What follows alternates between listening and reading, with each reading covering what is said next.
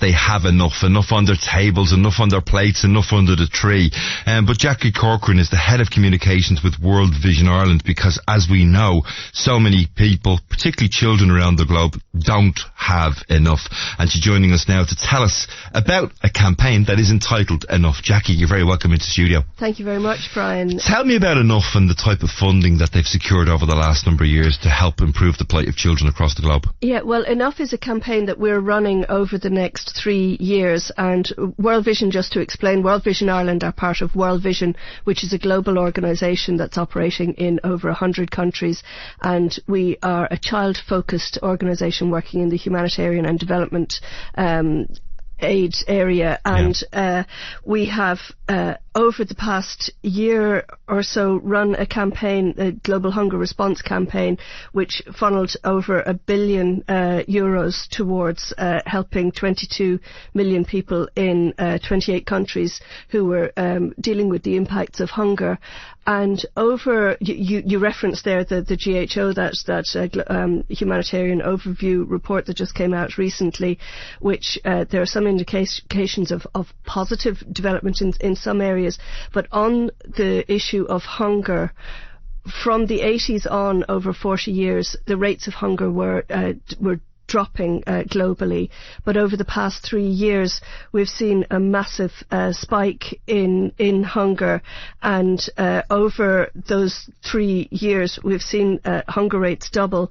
So at the moment there are 35 million people on the brink of famine in 39 countries in the world, 783 million facing hunger, 258 million facing extreme hunger, and that's the figure that has doubled specifically over the past 3 years. It was that GHO report that really piqued our interest, because while the GHO report suggested that there was a reduction in the people in the amount of people in need by almost 64 million, that might suggest progress, but actually when you delve deeper into it, there are other key indicators in there that maybe suggest the news is not as good as you might think. Yeah, and I suppose there are a number of factors that have led to that situation.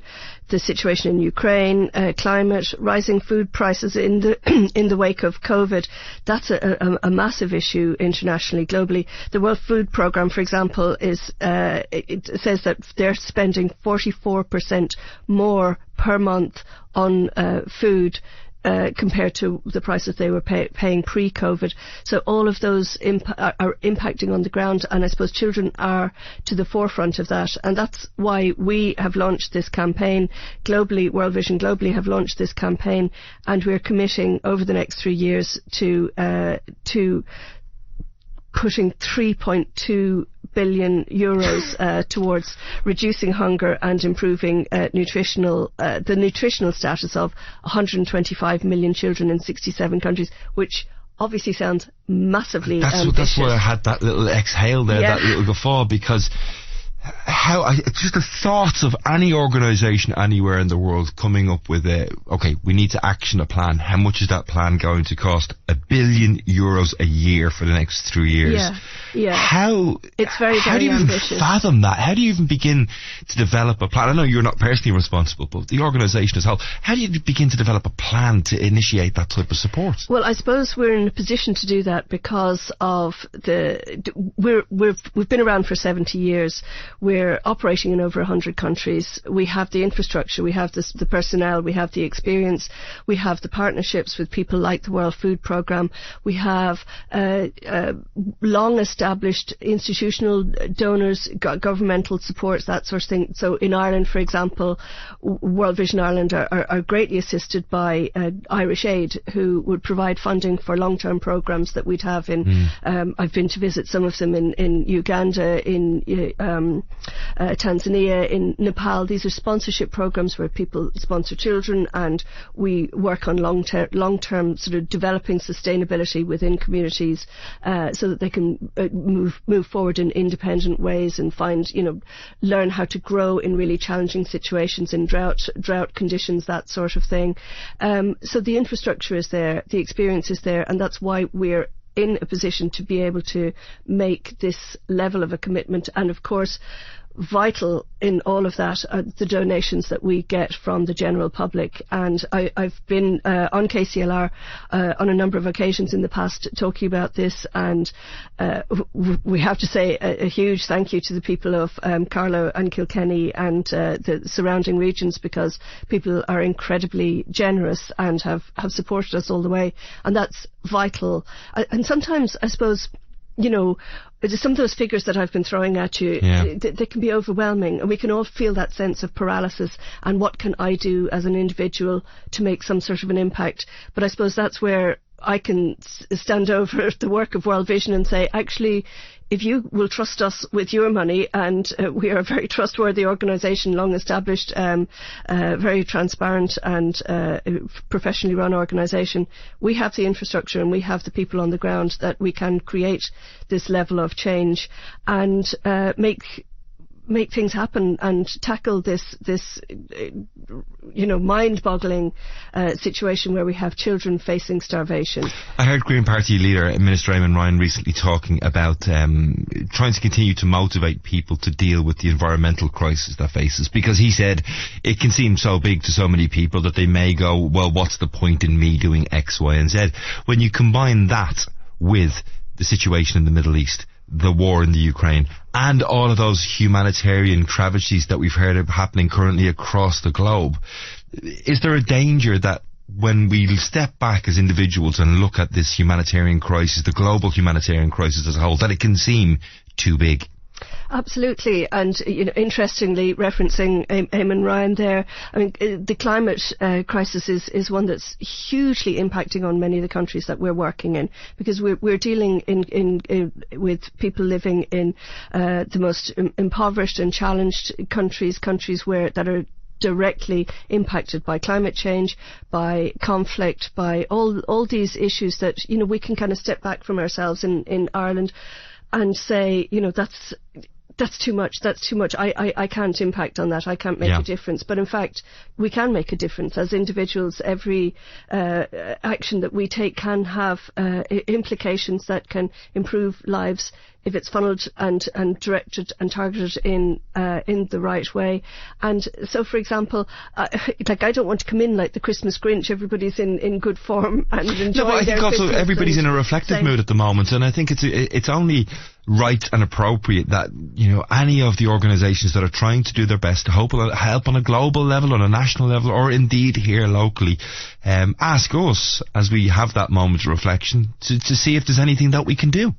And you know what? That can be as simple as going out on your Christmas shopping and saying, you know what, I'm going to pick the smaller gift set rather than the large gift set here, and I'm going to make a contribution towards the Enough campaign that World Vision are running, and tell the person who you're giving the gift to, I've also donated a few quid to this campaign on your behalf. And I think people really appreciate that. And it's a positive thing. It's not, I'm not saying, let's just stop Christmas and all just donate. Go and buy your gifts, but maybe just think of it and try to give a little bit of your money at Christmas to, even, people are stretched and there's a lot of money going out at this time, but even a small donation can be really helpful and can actually create the kind of change that can save lives. I'm not here to give you any advice, believe me, but I think so many of the campaigns that are focused on Christmas, I'd love to see them continue right throughout the year, because you talk about the Christmas dinner. There's so many weddings, for example, happen throughout the year, and maybe, we've decided at our wedding not to have 5 courses, we're only having 4 courses, and we've made a €10 donation per head to any organisation that's doing their best, whether it be World Vision or Trocara or Concern. It could make a huge difference. Well, interestingly, one of the campaign, I suppose, novelty kind of approaches to the campaign and trying to get a bit of attention in the early days when we just started this campaign was World Vision UK recorded some inserts where they had people they were invited to a restaurant opening, and it was this kind of shishi opening that they were, they got their nice invitation and they were brought into this space, and some people were sent to one side of the room and some people were sent to the other side of the room, and some people had their meals were being served and the fancy chef was there, and it was basically empty plates with a tiny bit of food, and people were like, what's going on? And it was a way to make people try to have some understanding of what it is like to be facing hunger. Like, as a parent, I'm a mother, and the thoughts of a mother in some of the countries that we're operating out of, DRC and Somalia, Afghanistan, Syria, these sorts of places, Ethiopia, like places that are where a mother has to face that, a father has to face that challenge every day. Will there be food for me to give to my child, my children? Will there be food tomorrow? Where do we go from here? And the long-term implications, it's not just, this campaign is not just about the immediate needs and immediate emergency provision of food that needs to happen, that this campaign will make an impact around, but it's about more long-term thing as well. It's about influencing policy and influencing global decision-making around the provision of food and the fair distribution of food as well. That's the campaign name says it all. Enough. There's enough food being produced in the world, and it's not being distributed. It's an unequal system when some people are looking at their children starving. Yeah, I think apart from physical safety and maybe freedom, food, you'd almost maybe quantify that as being even more important than those, because you can't enjoy those other luxuries of a fair and equal world unless you're able to sustain yourself to do so. And, just to put that into perspective, I'm conscious of the fact there's a lot of global issues going on, but the one that's on everybody's radar at the moment is Gaza. People in Palestine just this morning reporting through family members outside of the area that one family of 5 living wherever they're trying to find a bit of safety have one tin of beans between that family of 5 for the next 3 days. It's the only food they have left. When you hear a story, a specific story of that nature, it brings it home. And I suppose I'm working in an organisation where we are seeing those stories replicated in so many countries around the world. And at the moment, you become numb to it. No, actually, you have to find ways of dealing with that. It's important for anybody working in the humanitarian and development sector to certainly look after our own mental health and well-being. And I don't think you could be doing this work if you weren't passionate about it and really committed to trying to create change. But if you want to be effective in that, you have to just be careful and pace yourself and step back from it as well. But I suppose I have, working directly in this and seeing work on the ground, and having been myself to visit some of our programme areas, there's great hope and there's great positivity in what can happen. That's really inspiring. When, for me, my last trip a few months ago to Uganda, to go in and see children in school with new water systems and new water available, and compare that to a few years ago when they were sitting out under a tree. And it does make a difference. Yeah, it makes an incredible and vital difference. Well, Jacqui Corcoran is the head of communications for World Vision here in Ireland. It's been a pleasure to have you in. Just finally, if people want to get involved and try and help in some way, whether it's through donations or just reaching out, what's the best way for them to do that? If they want to go online, we're on worldvision.ie. It's very straightforward, or just look up World Vision Ireland and you'll get all the buttons to press to donate there. Or you can give us a call on 01 498 0800, and as I said, every little bit helps and is actually making something happen on the ground. It's improving lives, saving lives. Well, Jacqui, appreciate your time this morning. Thanks for coming into us so close to the Christmas. Happy Christmas to you and yours, and to you, Brian. Congratulations and continued success on all the work that's done by World Vision Ireland. It's the KCLR Daily. We're getting fairly close to the news at 12.